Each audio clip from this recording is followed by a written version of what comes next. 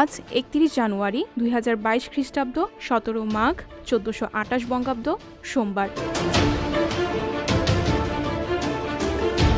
১৯৫২ সালের ৩১ জানুয়ারি মাওলানা আব্দুল হামিদ খান ভাসানীর সভাপতিত্বে সর্বদলীয় কেন্দ্রীয় রাষ্ট্রভাষা কর্মী পরিষদ নামে রাজনৈতিক দল গঠন করা হয়। ঢাকা বিশ্ববিদ্যালয়ের বার লাইব্রেরি হলে একটি সভায় এই দল গঠন হয়।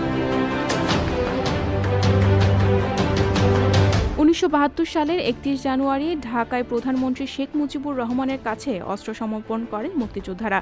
ওই দিন বঙ্গবন্ধু স্টেডিয়ামে প্রবেশের সঙ্গে সঙ্গে জয় বাংলা, বঙ্গবন্ধু জিন্দাবাদ, মুজিববাদ জিন্দাবাদ, মুজিববাদ প্রতিষ্ঠা করুন স্লোগানে ভরে ওঠে চারপাশ। এরপরই মুক্তিযোদ্ধাদের উদ্দেশ্যে আবেগঘন ও দিক নির্দেশনামূলক বক্তব্য দেন বঙ্গবন্ধু। ২০০০ সালের ৩১ জানুয়ারি প্রশান্ত মহাসাগরে আলাস্কা এয়ারলাইন্স ফ্লাইট ২৬১ দুর্ঘটনার শিকার হয়। ওই দুর্ঘটনায় বিমানটির ৮৮ জন যাত্রীর সলিল সমাধি হয়।